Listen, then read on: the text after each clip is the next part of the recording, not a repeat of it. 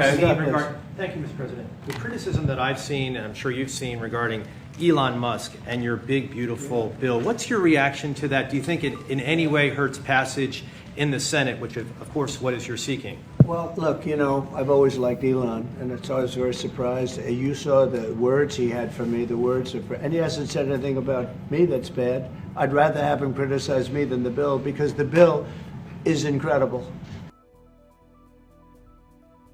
And, Elon's upset because we took the EV mandate, and, which was a lot of money for electric vehicles. And, they're having a hard time, the electric vehicles, and they want us to pay billions of dollars in subsidy. And, Elon knew this from the beginning. He knew it for a long time ago. That's been in there. I would say, JD, that hasn't changed. That's been right from the beginning, Mr. Secretary. That hasn't changed at all, right from the beginning. But I know that disturbed him. He wanted, and rightfully, he recommended somebody from that he, I guess, knew very well. I'm sure he respected him, but to run NASA, and I didn't think it was appropriate. And he happened to be a Democrat, like totally Democrat. And I say, look, we won. We get certain privileges, and one of the privileges, we don't have to appoint a Democrat. But he wanted that person, a certain person, and we said no. And I can understand why he's upset. Remember, he was here for a long time. You saw a man who was very happy when he stood behind the Oval desk, and even with the black eye, I said, "Do you want a little makeup? We'll get you a little makeup." But he said, "No, I don't think so," which is interesting and very nice. He wants to be who he is, so you could make that statement too, I guess. Look, Elon and I had a great relationship. I don't know if we're well anymore. I was surprised because you were here. Everybody in this room practically was here as we had a wonderful send-off. He said wonderful things about me. You couldn't have nicer. Said the best things. He's worn the hat. Trump was right about everything. And I am right about the great, big, beautiful bill. We call it a great, big, beautiful bill because that's what it is. Elon endorsed me very strongly. He actually went up and campaigned for me. I think I would have won. Susie would say I would have won Pennsylvania easily anyway.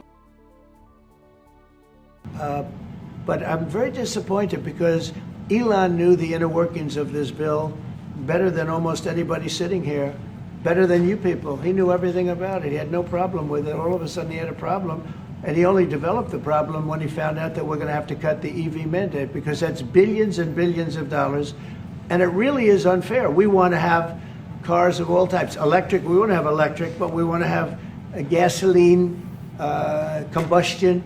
We want to have different. We want to have hybrids. We want to have all. We want to be able to sell everything. And when that was cut, and Congress wanted to cut it, he became a little bit different, and I can understand that. But he knew every aspect of this bill. He knew it better than almost anybody, and he never had a problem until right after he left. And if you saw the statements he made about me, which I'm sure you can get very easily, it's very fresh on tape. He said the most beautiful things about me. And he hasn't said bad about me personally, but I'm sure that'll be next. But I'm very disappointed in Elon. I've helped Elon a lot. Mr. President, did he, I just want to clarify, did he raise any of these concerns with you privately before he raised them publicly? And this is the guy you put in charge of cutting spending. Should people not take him seriously about spending now? Are you saying this is all sour grapes? No, he worked hard and he did a good job. And I'll be honest, I think he misses the place. I think he got out there and all of a sudden he wasn't in this beautiful Oval Office, and he's got nice offices too. But there's something about this one. I was telling the Chancellor, this is where it is. People come in here, even from Germany. They come in and they walk into the Oval Office, and it's just a special place. It's, World War I, it started and it ended here, and World War II, and so many other things. Everything big comes right from this beautiful space. It's now much more beautiful than it was 6 months ago. A lot of good things are happening in this room. And I'll tell you, he's not the first. People leave my administration and they love us. And then at some point they miss it so badly, and some of them embrace it and some of them actually become hostile.